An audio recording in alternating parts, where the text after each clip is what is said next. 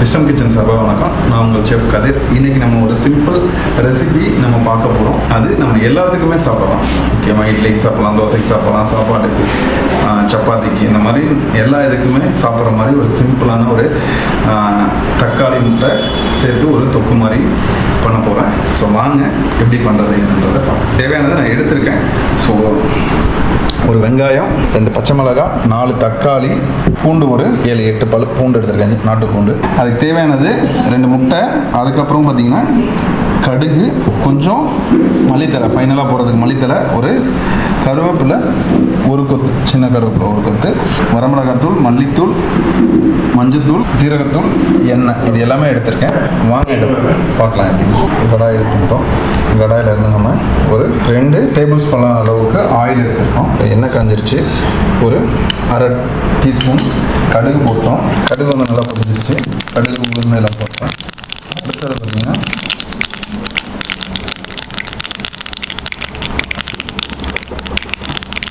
கடுகு நல்லா பொரிஞ்சிருச்சு. இப்போ இதில் நம்ம இந்த எடுத்து வச்ச பூண்டை லைட்டாக, எப்பயுமே பூண்டு கொஞ்சம் தட்டி போட்டோம் அப்படின்னா நல்லா அந்த வாசம் வரும். பூண்டு, அந்த 2 பச்சை மிளகாய், கருவேப்பிலை, இது எல்லாமே நம்ம போட்டுட்டோம். நல்லா அந்த வாசம் வரும்.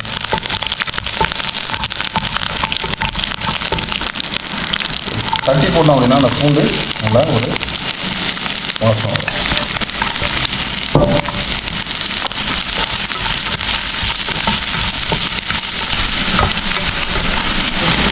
ஒரு 4 டீஸ்பூன் அளவுக்கு உப்பு சேர்த்துக்கோங்க. வெங்காயம் வந்து கீழே நல்லா உப்பு சேர்த்துக்கிட்டோம்னா சீக்கிரம் வதங்கிடும். அந்த தண்ணி பிரிஞ்சு வந்து தக்காளி எடுத்து நம்ம சேர்த்துக்கோம். உப்பு தேவையான அளவு சேர்த்துக்கோம். இன்னும் ஒரு டீஸ்பூன் அளவுக்கு உப்பு சேர்த்துப்போம். அளவுக்கு கொஞ்சமாக மிளகாத்தூள், காஷ்மீரி மிளகாத்தூள் ஒரு டீஸ்பூன். இது வரமிளகாத்தூள் ஒரு அரை டீஸ்பூன் அளவுக்கு வரமிளகாத்தூள். மல்லித்தூள், தனியாத்தூள் வந்து ஒரு டீஸ்பூன். சரிங்களா. ஜீரகத்தூள் சும்மா ஒரு பிஞ்ச் அளவு, ஒரு வாசம் நல்லாயிருக்கும். சரி, எல்லாத்தையும் நல்லா நம்ம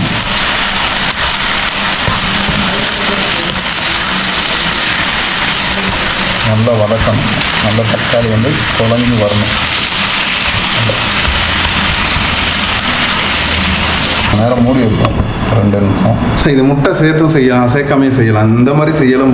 முட்டையோடு நம்ம சேர்த்து செய்யலாம். அந்த டேஸ்ட் நல்லாயிருக்கும். அதே மாதிரி முட்டை வந்து நம்ம ஒரு முட்டை அல்லது 2 முட்டை, இப்போ இந்த இது அளவுக்கு நம்ம பண்ணுறோம் அப்படின்னா 2 முட்டை சேர்த்தோம்னா கிரேவி மாதிரி நமக்கு அந்த தொக்கு மாதிரி வராமல் பெரட்டல் மாதிரி, முட்டை வறுவல் மாதிரி வந்துடும். தக்காளியில் வந்து முட்டை நம்ம வறுவல் பண்ண மாதிரி, பொடி மாஸ் பண்ண மாதிரி அந்த மாதிரி வந்துடும். முட்டை அதிகமாக போன மாதிரி ஆகிடும். ஸோ அதனால் முட்டை கம்மியாக சேர்த்தோம்னா நமக்கு அந்த இது நல்ல டேஸ்ட்டும் கிடைக்கும். ஏன்னா முட்டை நம்ம எந்த ஒரு கிரேவிலையும் நம்ம முட்டை சேர்க்கலை, முட்டை குழம்புலையும் சரி, முட்டை குழம்பு வைக்கல, நம்ம முட்டையை பாயில் பண்ணி வேக வச்சு போட்டு பண்ணல, அதில் ஒரு நம்ம வீட்டுக்கு பண்ணுற அளவுக்கு பண்ணல கூட ஒரு 2 முட்டை அளவுக்கு நம்ம உடச்சி விட்டு உடனே கிண்டாமல் ஒரு 5 நிமிஷம் அப்படியே ஸ்லோ ஃபயரில் வச்சோம் அப்படின்னா அந்த முட்டை அதிலேயே குக் ஆகி வரையில அந்த கிரேவியோட டேஸ்ட் வேறு மாதிரி இருக்கும். இல்லைன்னா முட்டை குழம்பு வைக்கல, முட்டை தனியாக கிரேவி தனியாக இருக்க மாதிரி இருக்கும். டேஸ்ட்டே அந்த ஒரு நல்ல டேஸ்ட், ஒரு ஃபீல் வராது நமக்கு.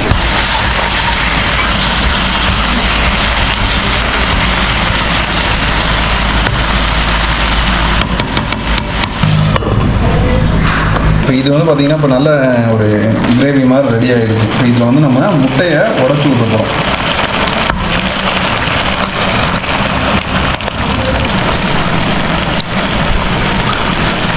இப்போ நம்ம முட்டையை உடச்சி விட்டுட்டோம். இதை நம்ம மிக்ஸ் பண்ணுறோம். லைட்டாக மிக்ஸ் பண்ணி, ரொம்ப மிக்ஸ் பண்ணக்கூடாது, லைட்டாக மிக்ஸ் பண்ணணும். அந்த முட்டையோட அந்த தக்காளியோட அந்த முட்டையும் சேர்ந்து வரையில அந்த தொக்கு வந்து பார்த்திங்கன்னா நல்ல ஒரு டேஸ்ட்டாக இருக்கும். ஸோ அருமையான நம்ம அந்த தக்காளி முட்டை தொக்கு வந்து ரெடி ஆகிடுச்சு. ஸோ இந்த மாதிரி பதத்தில் இருந்துச்சு அப்படின்னா நம்ம தொட்டு சாப்பிட்றதுக்கு, பிணைஞ்சு சாப்பிட்றதுக்கு நல்லாயிருக்கும். இதுலேயே முட்டை அதிகமாக சேர்த்தோம்னா முட்டை முட்டை பொரியல் மாதிரி ஆகிடும்.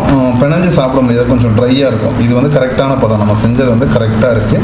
இந்த மாதிரி நீங்கள் ட்ரை பண்ணி பாருங்கள். ட்ரை பண்ணி பார்த்துட்டு எப்படி இருக்குது அப்படின்றத சொல்லுங்கள். இதோட ரெசிபி வேணும் அப்படின்னு சொன்னால் நீங்கள் கமெண்டில் வந்து ரெசிபின்னு டைப் பண்ணுங்கள். நாங்கள் உங்களுக்கு ரெசிபி சென்ட் பண்ணி வைக்கிறோம். தேங்க்யூ. இந்த வீடியோவை லைக் பண்ணுங்கள், ஷேர் பண்ணுங்கள், கமெண்ட் பண்ணுங்கள்.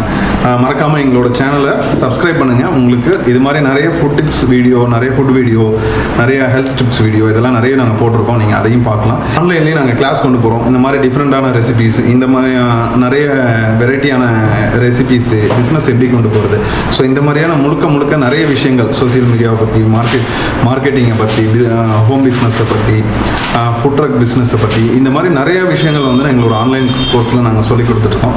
ஸோ அதுலேயும் நீங்கள் உங்களுக்கு ஜாயின் பண்ணணும் இன்ட்ரெஸ்ட்டாக இருக்கும் அப்படின்னா கீழே வந்து டிஸ்கிரிப்ஷனில் வந்து நாங்கள் நம்பர் கொடுக்குறோம். நீங்கள் காண்டாக்ட் பண்ணலாம்.